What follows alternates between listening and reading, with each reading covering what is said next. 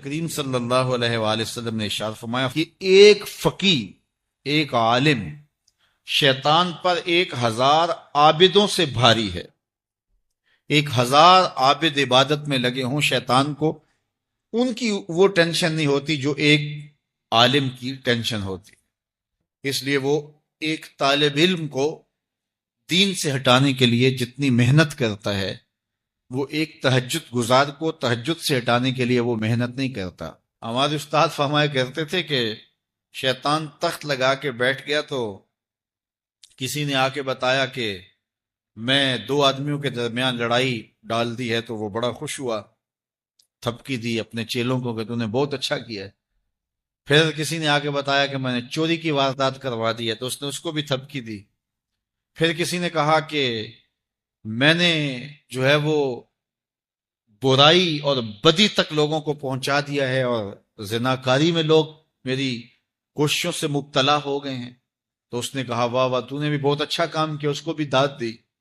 تو مختلف لوگ آ کے اپنی کارروائیاں اس کے چیلے چانٹے بیان کرتے رہے، اور ایک آیا اور اس نے کہا کہ ایک طالب علم جا رہا تھا تو میں نے اس کو ورغلا کر کے جو ہے وہ دین کی راہوں سے دور کر دیا ہے۔ تو وہ پڑھنے جا رہا تھا لیکن اس نے اپنا رخ بدل لیا، تو وہ اچھل پڑا۔ تو باقیوں نے کہا کہ ہم نے اتنے بڑے بڑے کام کیے ہیں، یہ تو ایک معمولی کام تھا۔ اس نے کہا تمہیں نہیں پتا یہ کتنا بڑا کام کر کے آیا ہے۔ تو شیطان انسانوں کے روپ میں بھی ہوتا ہے۔ تو بعض کا جو علم پڑھنے والے ہوتے ہیں ان طلباء کو شیطان بھی وسوسہ اندازی کرتا ہے، اور بعض لوگ بھی کہتے ہیں جی تمہارا مستقبل کیا ہوگا۔ دینی طلباء کے لیے بڑے مسائل ہوتے ہیں، وہ کہتے ہیں جی تمہارا مستقبل کیا ہوگا۔ مستقبل سمجھا کس کو ہے؟ 45 سال زندگی کل ہے، ٹوٹل جو زندگی ہے ہماری، یہ ایوریج زندگی نکالی ہے، کسی کی 60 سال بھی ہو جاتی ہے، لیکن ایوریج کہتے ہیں 45 سال یہاں زندگی ہے۔ اس میں چوتھا حصہ یا تیسرا حصہ تو سو کے گزرتا ہے نا، 8 گھنٹے بھی دن رات میں سوئیں آپ، تو 45 سال زندگی میں سے 15 سال نکل گئے، باقی 30 سال رہ گئے زندگی کے۔ اس میں بھی 8 سال بچپن کے نکال لو۔ وہ میرے ایک دوست نے بڑا حساب لگا کے نا، تو وہ کہتا ہے 16 سال بچتے ہیں ٹوٹل۔ اگر 45 سال ایوریج زندگی ہے تو جو زندگی گزرتی ہے بھرپور وہ 16 سال ہے۔ تو میں کہتا ہوں کہ 1 سال جو ہے وہ یہ سیلفیوں کا بھی نکال لو، یہ بھی ہر جو ہے وہ آدھے گھنٹے کے بعد 5 منٹ یہ بھی صرف ہوتے ہیں۔ تو 15 سال 16 سال ٹوٹل زندگی ہے، اس کو مستقبل سمجھا جاتا ہے۔ اصل مستقبل کون سا ہے؟ اللہم ان العیش عیش الآخرہ۔ میرے حضور فرماتے ہیں اصل زندگی تو آخرت کی زندگی۔ تو ہم اگر مستقبل اس کو قرار دے دیں اور یہ ساری زندگی جد و جہد کی زندگی قرار دیں اور آخرت کی کھیتی میرے حضور نے فرمایا، تو پھر مستقبل کا تصور ہی بدل جاتا ہے۔ دیکھیے اس 10-15 سالوں کو 20 سال لگا لیں ان کو اچھا گزارنے کے لیے، ایک انجینئر ہے، ایک ڈاکٹر ہے، اور مختلف علوم و فنون کا حاصل کرنے والا ایک بزنس مین ہے، کتنی محنت کرتا ہے، جوانی جیسے حسین لمحے وہ دن رات ایک کر کے گزار دیتا ہے۔ عزیزوں کی شادی قریب ہے لیکن وہ نئی شادی پہ پہنچا جی، بس وہ اس کا بڑا حساس معاملہ ہے تعلیم کا، تو اس نے خوشیاں چھوڑ دیں، عیدیں چھوڑ دیں، گھر سے دور رہا، کیوں جی؟ میرا مستقبل سنور جائے۔ اپنے کیریئر کو بنانے کے لیے، اپنے کاروبار کو کھڑا کرنے کے لیے کس محنت کے اندر اس نے صرف کیے، اور مستقبل کتنا ہے، اور وہ بھی آرام سے نہیں پھر بیٹھ جانا، اس محنت کے بعد پھر اس مستقبل کے اندر بھی محنت مسلسل باقی رہے۔ لیکن وہ جو زندگی ہے جو حقیقی مستقبل ہے اس میں عمل نہیں ہے، حتیٰ کہ اس میں نمازیں بھی نہیں ہیں۔ آخرت کی زندگی کے اندر ہمارے لیے نمازیں بھی نہیں ہوں گی، روزے بھی نہیں ہوں گے، پھر ٹینشن فری زندگی ہے۔ وَلَكُمْ فِيهَا مَا تَشْتَهِي أَنفُسُكُمْ، جو دل میں آئے گا سامنے پڑا ہوا ہوگا۔ یہاں تو حسرت میں زندگی گزر جاتی ہے نا کہ یہ چیز مجھے مل جائے، اور ملتی اس وقت ہے جب اس کی خواہش ہی ختم ہو چکی ہوتی ہے۔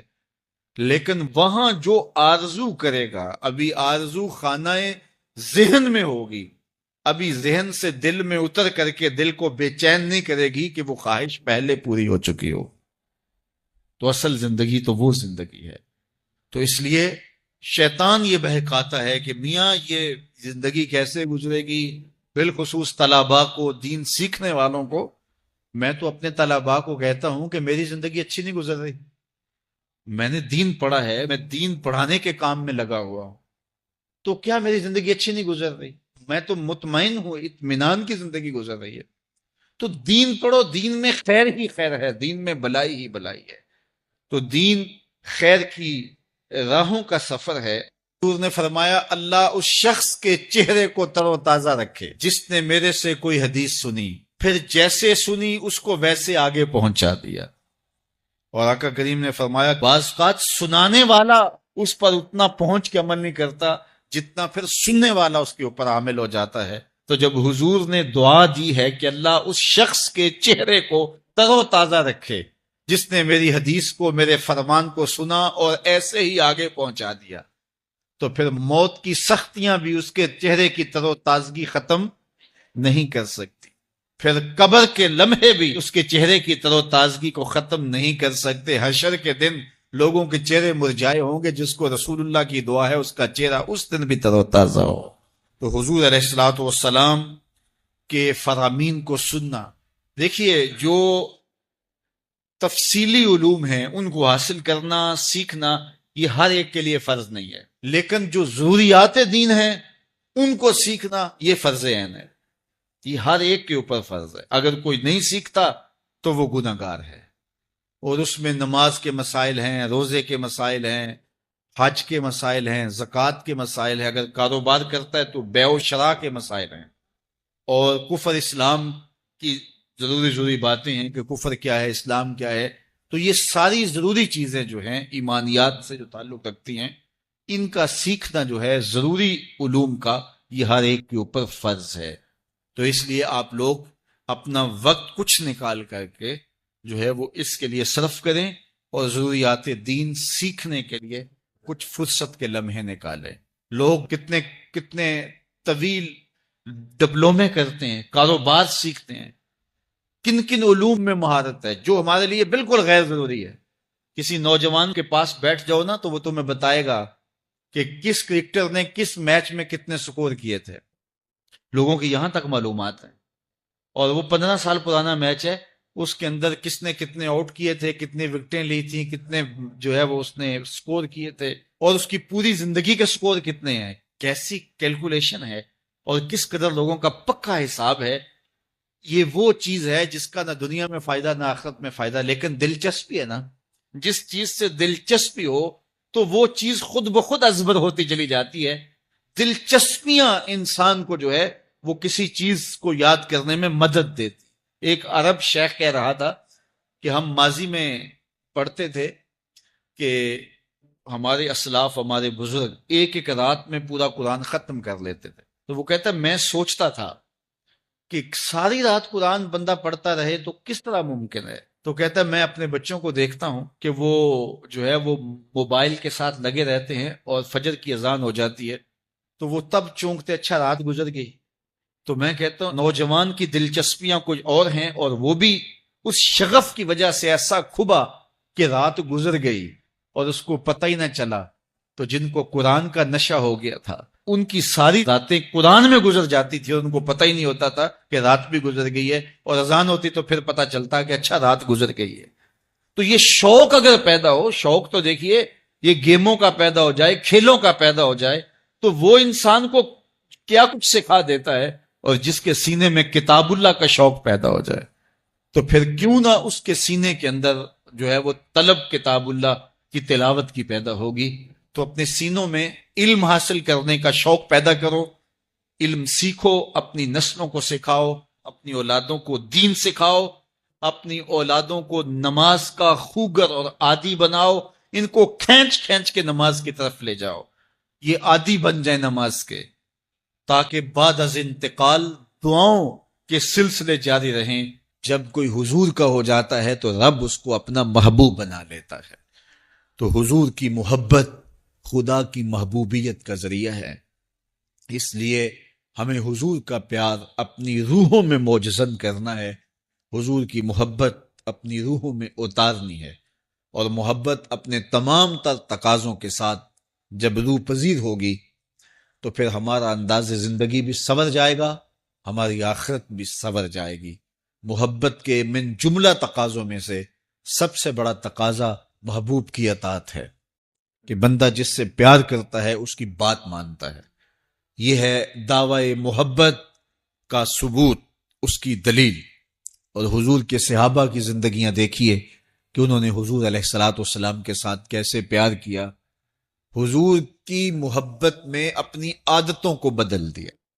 حالانکہ عادتیں نہیں بدلی جاتی، دو سکے بھائی ہوں، رشتہ کتنا گوڑا ہے، اور ایک گھر میں پرورش پائی ہے، ایک گود میں پلے ہیں، ایک باپ کے گہوارہ تربیت میں رہے ہیں، لیکن طبائع میں اختلاف یہ ایک فطری بات ہوتی ہے۔ ہمارے پاس لوگ آتے ہیں، دو سکے بھائی ہوتے ہیں، ایک کی طبیعت ادھر کو جا رہی ہوتی ہے، دوسرے کا مزاج ادھر کو جا رہا ہوتا ہے، ایک سخت نرم مزاج ہوتا ہے اور دوسرے کی آنکھوں سے انگارے پھوٹ رہے ہوتے ہیں، ایک معاف کر دینے والا ہوتا ہے، ایک سخت غصیلا ہوتا ہے، ایک کی طبیعت کے اندر تلخی کی چنگاریاں ہوتی ہیں اور ایک کی طبیعت کے اندر نرمی کے پھول ہوتے ہیں۔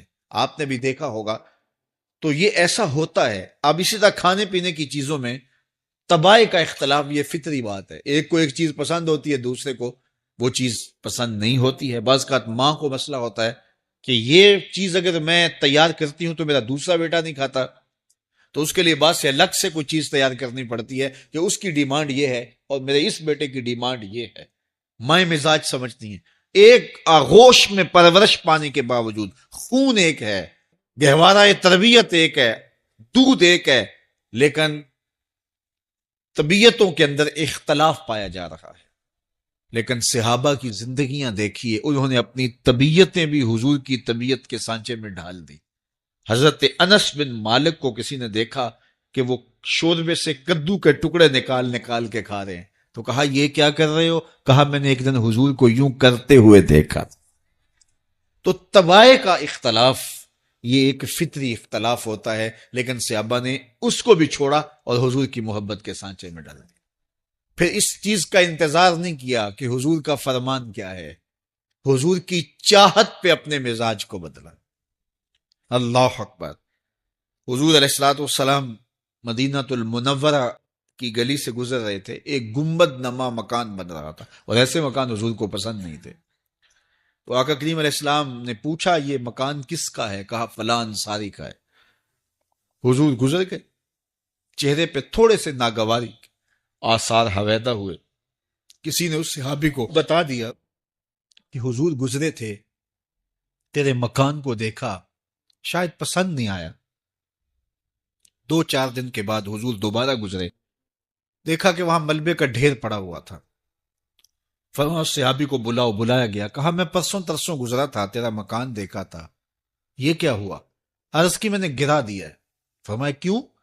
عرض کی سنا تھا آپ کو پسند نہیں، سنا تھا آپ کو پسند نہیں۔ میں اور آپ دیکھیں ہمارا کیا کیا حضور کو پسند، سر سے لے کر پاؤں تک، نجی زندگی سے لے کے سیاسی زندگی تک، اپنے امور ذات سے لے کر کے اپنی معاشرتی زندگی تک، ہمارا کیا کیا حضور کو پسند نہیں، اور ہر وہ چیز بدل دیں جو حضور کو پسند۔ محمد دی زیارت محمد دے رنگ وچ، اے ٹھگ بازیاں جانے پیارا محمد صلی اللہ علیہ وسلم۔ میرے شیخ کامل کا ایک شعر ہے، اور وہ شعر اتنا وزنی ہے کہ اگر میرے پاس جواہر لال موتی ہوں اور میں ایک پلڑے میں ڈال دوں اور ایک پلڑے میں یہ شعر رکھ دوں تو یہ شعر پھر بھی بھاری ہوگا۔ یاری لا تو پاک نبی سنگ، اے پر پوری یاری، پھر درود قبول ہے تیرا لکھ نہ لوں ایک واری۔ 1.25 لاکھ مرتبہ درود پڑھنا ایک طرف، اور ایک دفعہ حضور کی ذات پہ درود پڑھنا، ان کی محبت کے سانچے میں یوں ڈھل کر کے جو وہ کہتے ہیں وہ میری زندگی کا عمل ہے، یہ اس سے وزنی ہے، یہ اس سے بھاری ہے۔ اولاد کی تربیت کے جو اجزاء تھے وہ 4-5 ہیں، یعنی ماں باپ، استاد معلمین، ممبر و محراب، اور معاشرے کے تمام افراد۔ لیکن معاشرے نے دستبرداری کا اعلان کر دیا۔ لوگ کہتے ہیں جی کسی کو کہنے کا دور ہی نہیں رہا۔ یہ بات سننے کو ملتی ہے نا، کسی کو کہنے کا دور، آج کل تے اپنے پتر نہیں مانتے جی، کسی نے کیوں کہیے، ہم کیوں برا بنے۔ تو معاشرے نے جو ہے وہ دستبرداری کا اعلان کر دیا۔ سکولوں میں، کالجوں میں، یونیورسٹیوں میں استاد پروفیسر وہ بھی کہتے ہیں جی بس وہ تو ہمارے پاس آ کے پیریڈ پڑھ لیں تو یہ بڑی غنیمت ہے، آج کوئی دور ہے کسی کو بات کرنے کا؟ تربیت سے انہوں نے بھی ہاتھ اٹھا لیا۔ مسجد و محراب کے ممبر، انہوں نے بھی دیگر موضوعات اختیار کر لیے، اور انہوں نے تربیتی امر یہ بھی چھوڑ دیا۔ رہ گئے اب ماں باپ۔ تو سارے ماں باپ اتنے زیرک اور سمجھدار نہیں ہوتے کہ وہ حکمت کے ساتھ کر سکیں، لیکن جب باہر سے غلط تربیت مل رہی ہو اور معاشرہ ہی جو ہے وہ اس خرابی میں جکڑا ہوا ہو تو ماں باپ کی محنت ضائع چلی جاتی ہے۔ باہر سے بچے جو چیزیں اخذ کر کے آتے ہیں تو وہ ماں باپ کو تو سمجھتے ہیں کہ یہ ان کو کیا پتا، یہ تو دکیا نوس ہے، یہ تو پرانے ذہن کے لوگ ہیں، انہیں کیا پتا۔ تو وہ ماں باپ کی بات نہیں مانتے، شوخ چشم ہو جاتے ہیں، گستاخ اور بے ادب ہو جاتے ہیں۔ اللہ تعالیٰ کسی کو توفیق دے دے اور وہ ماں باپ کی بات مانے اور شرم کریں، حیا کریں، کوئی غیرت ان میں ہو، تو وہ ماں باپ کی بات مان لیں تو اچھی بات ہے۔ اب پورے معاشرے نے مل کے اپنی نسل کی تربیت کرنی تھی، اور یہ جو رویہ کہ ہمیں کیا لگے جی اپنے گھر کو چھاج بجائے یا چلنی، کسی کو کہنے کا دور رہا ہے۔ میرے حضور نے ارشاد فرمایا کہ کچھ لوگ مل کے سفر کر رہے تھے اور کشتی میں اپنی اپنی جگہ انہوں نے مقرر کر لی، اپنا اپنا بستر لگا لیا۔ ایک آدمی کشتی میں سوراخ کرنے لگ جاتا ہے اپنی جگہ پہ، تو سارے اگر یہ کہیں کہ ہمیں کیا لگے اپنی جگہ پہ کر رہا ہے، تو تھوڑی دیر کے بعد جب سوراخ ہوگا تو نیچے سے پانی آئے گا، جس سے وہ سوراخ کرنے والا بھی ڈوبے گا اور یہ ساتھ بیٹھنے والے بھی ڈوب جائیں گے، پوری کشتی ڈوب جائے گی۔ اب ان کا حق کیا ہے کہ اسے غصہ لگے یا اسے ناراضگی ہو یا وہ خوش ہو، اس کا ہاتھ پکڑے، اس کو روکیں کہ تم غلط کر رہے، یہ نہ کہیں کہ اپنے گھر کو چھاج بجائے یہ چھلنی ہمیں کیا لگے۔ تو اگر اس کو آزادی دے دیتے ہیں، اس کو چھوڑ دیتے ہیں، اور اس ڈر سے کہ یہ آگے سے الجھے گا تو ہم کیوں اس کو کہیں، تو وہ سوراخ کرے گا تو پوری کشتی ڈوب جائے گی۔ اصل ہوا یہ ہے کہ پورا معاشرہ کہتا ہے جی ہمیں کیا لگے، سانو کی لگے، سارا معاشرہ ڈوب گیا ہے، کوئی کسی کو کچھ کہتا ہی نہیں ہے۔ گلیوں میں شیطان ناچ رہا ہے، اولادیں آوارہ ہو گئی ہیں، معاشرہ پورا اس عمل میں شریک ہی نہیں ہو رہا کہ ہم کوشش کرنی ہے۔ اگر میں کسی کے بچے کو سمجھاؤں گا تو کوئی میرے بیٹے کو سمجھائے گا، لیکن جب میں نہیں کروں گا تو کوئی میرے لیے نہیں کرے گا۔ تو پھر ایک دوسرے نے مل کر کے جو معاشرہ تعمیر کرنا تھا اور اچھی نسل کی تشکیل کرنی تھی، وہ عمل ہو گیا۔ ایک مسلم معاشرہ ہمیں جو بتاتا ہے وَتَوَاصَوْا بِالْحَقِّ، حق کا تواصو، حق کی وصیت، یعنی بچہ گھر ہو تو ماں کہے، باپ کہے، بڑا بھائی کہے، ہمسایہ بات کرے، گلی محلے کے اندر کوئی بوڑھا ملے تو وہ نصیحت کرے، اور اس کے بعد سکول گیا ہے تو استاد نصیحت کرے، مسجد میں گیا ہے تو امام مسجد نصیحت کرے۔ تو جب نصیحت کا یہ تسلسل ہوگا تو ہو نہیں سکتا ہے کہ بچہ سدھرے نہ سنورے نہ، لیکن 10 خراب کرنے والے ہوں، ایک صحیح کرنے والا ہو تو کبھی صحیح نہیں ہوتا۔ تو یہ اللہ تعالیٰ چاہے اس کی کرم نوازی سے، ورنہ ممکن نہیں ہے۔ تو ان کی جسمانی نشت کے لیے، ان کی اخلاقی تربیت کے لیے، ان کے قول و فعل اور ان کے عمل، ان کے رویوں پر ماں باپ کو غور کرنا چاہیے۔ حضور علیہ الصلوۃ والسلام نے فرمایا اپنی اولاد کو 3 چیزیں سکھاؤ، حب نبیکم و حب اہل بیتہ و تلاوت القرآن۔ اپنی اولاد کو نبی علیہ الصلوۃ والسلام کی محبت سکھاؤ، وحب اہل بیت ہی، حضور کے اہل بیت کا پیار سکھاؤ۔ تیسری بات میرے حضور نے فرمایا وتلاوت القرآن، اپنی اولاد کو قرآن پڑھانا سکھاؤ۔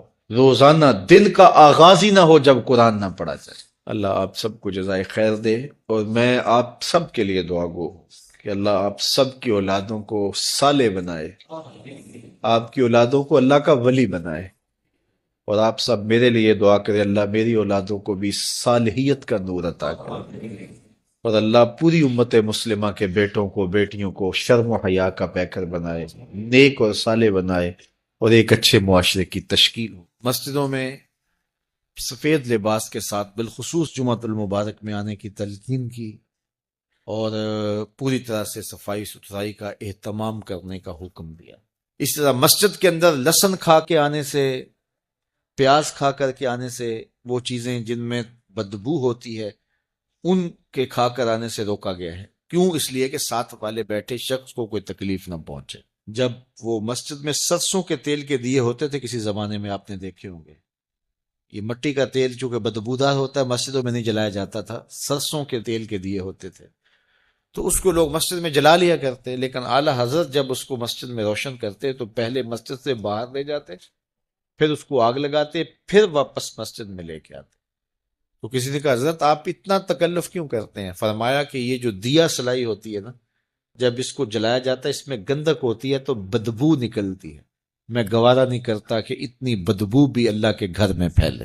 تو یہ ہمارا دین ہمیں سکھاتا ہے۔ آپ گھر بناتے ہیں، اللہ آپ کو اچھا پاکیزہ ستھرا کشادہ خوبصورت گھر دے، جس کا نہیں اللہ انہیں بھی عطا کرے، لیکن اس کے لیے جب آپ باقی ضروریات کے لیے چیزیں رکھتے ہیں کہ یہ فلاں ضرورت کے لیے ہے، یہ جگہ فلاں ضرورت کے لیے، تو اس میں نماز کے لیے جگہ ضرور رکھیں۔ اس سے کیا ہوگا؟ بچوں کے نفسیات میں یہ بات شامل ہوگی کہ یہ وضو کے لیے جگہ ہے، یہ نماز کے لیے جگہ ہے، اور اس کے اثرات ان کے نفسیات کے اوپر مرتب ہو۔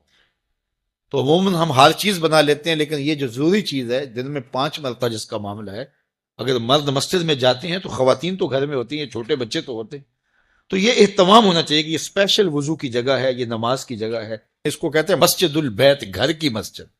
یہ شرن مسجد تو نہیں ہوتی ہے، جو حکام اس مسجد کے ہیں وہ اس مسجد کے نہیں ہوتے، لیکن مسجد بیت اس کی اپنی برکات ہیں، اور وہ ہر گھر کے اندر ایک جگہ مخصوص ہونی چاہیے جس کو مسجد بیت آپ قرار دیں۔ وہ تبدیل بھی ہو سکتی ہے، بعد میں آپ تعمیر ثانی کرتے ہیں تو وہ جگہ بدلی بھی جا سکتی ہے۔ جو حقیقی مسجد ہوتی ہے وہ تو تبدیل بھی نہیں ہو سکتی، لیکن یہ مسجد بیت تبدیل ہو سکتی ہے۔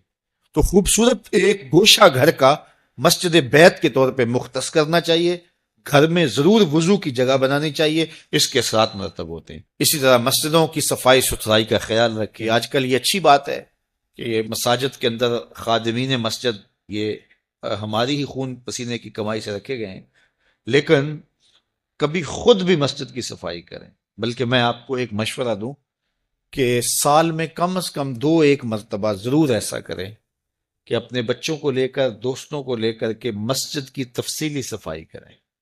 مولوی صاحب کے پاس جائیں، کہیں کہ حضرت ہم ایک دن دینا چاہتے ہیں مسجد کی صفائی کے لیے، تو پورا لنگوٹا کس لیں اچھی طرح سے، اور مسجد کو دھوئیں بھی، صفیں بھی خوب جھاڑیں اس کی، اور اس کی دیگر دیواروں پر، پنکھوں پر لگی ہوئی گرد میل جھاڑیں، پورا دن لگ جائے چاہے۔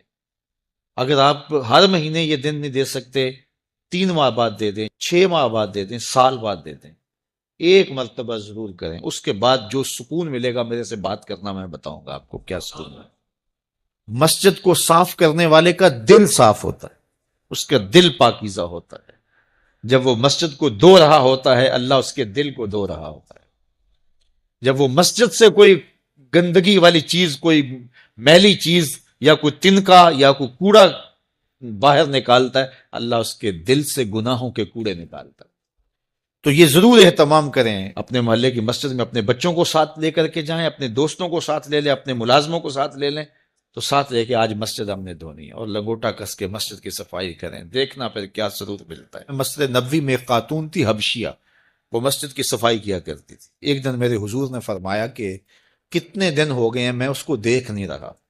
عرض کی حضور وہ تو فوت ہو گئی، تو فرمایا تم نے مجھے بتایا نہیں اس کے جنازے کا۔ عرض کی حضور کار نبوت کی اہم ذمہ داریاں آپ کے کندھوں پہ ہیں، اور ہم نے سوچا کہ وہ ایک عام سی خاتون ہے، اور ہم نے آپ کو بتانا ضروری نہیں سمجھا، جنازہ پڑا، تدفین کر دی۔ اللہ کے محبوب نے فرمایا تم نے اس کو عام سمجھا ہے جو اللہ کے گھر کی صفائی کرتی تھی؟ پھر حضور نے صحابہ کو فرمایا مجھے اس کی قبر پہ لے چلو۔ صحابہ کے ہمراہ اتنا مصروف وقت تھا اللہ کے محبوب کا، لیکن حضور نے وقت نکالا، قبرستان میں تشریف لے گئے، اور جا کے اس کی قبر پہ کھڑے ہو کے اللہ کے محبوب نے دعا مانگی۔ یہ کون سی خاتون ہے؟ یہ وہ خاتون ہے جو مسجد کی صفائی کیا کرتی تھی۔ یہ ساری چیزیں ہیں، یہ غور کرنے کی ہے۔ تو ہمارا اسلام، ہمارا دین ستھرائی کا دین ہے، پاکیزگی کا دین۔ تو پہلا حق قرآن مجید کا، اس پر ایمان لانا ہے، اور اس کے تقاضوں سمیت ایمان لانے سے دنیا آخرت کی برکتیں نصیب ہوتی ہیں، اور قرآن مجید کے ساتھ جو باطنی تعلق ہے جب وہ مضبوط ہوتا ہے تو پھر اس کے صلے میں قرب الہی کی دولت نصیب ہوتی ہے۔ جب اس کے ساتھ تیقن پیدا ہو جاتا ہے، یہ تیقن ہی من میں روشنیاں پیدا کر دیتا ہے۔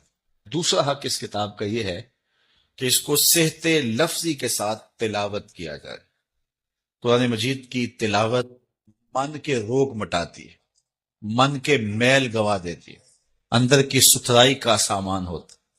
اقبال کہتا ہے تو نہ دانی کہ سوزے کراتے تو دیگر گوں کر تقدیر عمر را۔ میری بہن تو نہیں جانتی، جب تو بہن ہو کے قرآن پڑھے تو عمر کی تقدیر بدلتے، اور جب تو ماں ہو کے قرآن پڑھے بیٹا نیزے کی نوک پہ قرآن سنتا ہے۔ تو یہ قرآن من میں سویرے، من میں روشنیاں اتارتا ہے۔ ادھر قرآن پڑھا جا رہا تھا، ادھر عمر کے دل کے میل دھل رہے تھے۔ تو تلاوت من کے روگ مٹاتی ہے، من کے میل دور کر دیتی ہے، اور تلاوت کرنے والا راحتوں کے ایک جہان میں آباد ہو جاتا ہے۔ اسی لیے میرے حضور نے فرمایا اتل القرآن وابکو، قرآن پڑھا کرو اور قرآن پڑھتے ہوئے رویا کرو۔ فَإِن لَمْ تَبْكُوا فَتَبَاكُوا، اور اگر رونا نہ آئے تو رونے کی کوشش کیا کرو۔ حضرت داتا صاحب سے پوچھا گیا حضرت اگر رونے کی کوشش کریں پھر بھی رونا نہ آئے، فرمایا پھر مقدر پہ رویا کرو۔ اتنے سنگ دل ہو گئے ہو تمہاری آنکھیں آنسوں کا خراج نہیں دیتی۔ تو اس قرآن کی تلاوت سے من ستھرا ہوتا ہے، من پاک ہوتا ہے۔ جب تک نہ ہو تیرے دل پہ نزول کتاب، گرا کشا ہے نہ رازی نہ کشاف۔ دل پہ جب اترے، جب یہ محسوس کرے، دیکھو حضور کی وساطت سے رب نے مخاطبہ کیا ہے۔ جب رب کہتا ہے یا ایھا الذین آمنوا، تو مخاطب کون ہوتے ہیں؟ ذرا غور تو کیجیے۔ میں ایک دن اعتکاف میں تھا، بڑی پرانی بات ہے، تو قرآن مجید کی تلاوت کر رہا تھا، تو لفظ آئے کہ نبّئ عبادی انی انا الغفور الرحیم۔ اس کا معنی یہ ہے کہ میرے بندوں کو خبر دے دو کہ میں غفور بھی ہوں، رحیم بھی ہوں۔ اللہ، یہ بات تو حضور کی وساطت سے ہمیں کہی گئی نا، تو یقین جانے ایسا نشہ طاری ہوا، میں وہ لمحے نہیں بھول سکتا۔ تو میں بڑا ضبط کرنے کی کوشش کی لیکن مجھے ضبط نہیں ہو رہا تھا، اور پھر مجبور ہو کے میں اٹھا اور ایک ایک حجرہ اعتکاف میں گیا اور سب کو جا کے میں نے کہا یہ رب کا کلام سنو۔ رب کہتا میرے بندوں کو بتاؤ، خبر دو، میں غفور بھی ہوں، رحیم بھی ہوں۔ تو یہ قرآن کی تلاوت کے مزے ہوتے ہیں۔ تیسرا حق قرآن مجید کا ہمارے ذمے، اس کو مفاہیم و مطالب کے ساتھ سمجھنے کی کوشش کرنا کہ یہ قرآن ہمیں کیا کہہ رہا ہے۔ وہ کبھی تلاوت ہو رہی ہوتی ہے اور پڑھنے والا پڑھ رہا ہے کونوا قردۃ خاسئین، لوگ کہتے ہیں سبحان اللہ، جبکہ وہ کیا کہہ رہا ہے، چونکہ سمجھ نہیں ہے کہ کہا کیا جا رہا ہے۔ تو اس کو سمجھیں کہ یہ کتاب ہمیں کیا کہہ رہی ہے اور اس کا میسج ہمارے نام کیا ہے۔ حضور کی وساطت سے ہمارے نام یہ رب کا پیغام۔ آپ کے نام کوئی کسی امبیسی سے خط آئے اور وہ آپ کی زبان میں نہ ہو اور آپ اس زبان کو جانتے نہ ہو، تو کیا اس کو چوم کے رکھ دیں گے یا اتنی دیر تک مطمئن نہیں ہوں گے جب تک اس کے مندرجات معلوم نہیں کر دیں گے؟ آپ کہیں گے کوئی خیر کی خبر ہے، کوئی دکھ کی خبر ہے، کیا بات ہے، میں اس کو دیکھنا چاہتا ہوں کہ مجھے انہوں نے لکھا ہے تو کیا لکھا ہے، میرے نام پیغام کیا ہے۔ تو جس زبان کو آپ نہیں جانتے وہ خط آپ کے نام آتا ہے تو اتنی دیر تک آپ مطمئن نہیں ہوتے جب تک آپ اس کو جو ہے وہ ایسے شخص کے پاس نہیں لے جاتے جو اس زبان سے آشنا ہوتا ہے۔ تو یہ رب کا خط ہے، حضور کی معرفت۔ تو یہ پڑھے نا ہمارے رب نے ہمیں کیا پیغام دیا ہے، اور پھر جب اس کی تلاوت کریں گے اور اس کے مفاہیم کو سمجھنے کی کوشش کریں گے تو یہ قرآن فیض دیتا ہے۔ یہ قرآن اپنے مخاطب کو، یہ تو خالی پڑھا جائے پھر بھی فیض دیتا ہے، بلکہ خالی پڑھا نہ جائے، دیکھا جائے پھر بھی فیض دیتا ہے۔ اس کو دیکھ بھی لیا جائے، اس کے سننے سے فیض ملتا ہے، اس کے پڑھنے سے فیض ملتا ہے، اس کے دیکھنے سے فیض ملتا ہے، اس کے سمجھنے سے فیض ملتا ہے، اس کا درس دینے سے فیض ملتا ہے، اس کا درس لینے سے فیض ملتا ہے۔ یہ تو سراپا فیض ہے، یہ تو روشنیوں کا منبع و مصدر ہے۔ اس کتاب سے جڑنے والا دارین کی سعادتیں پاتا ہے۔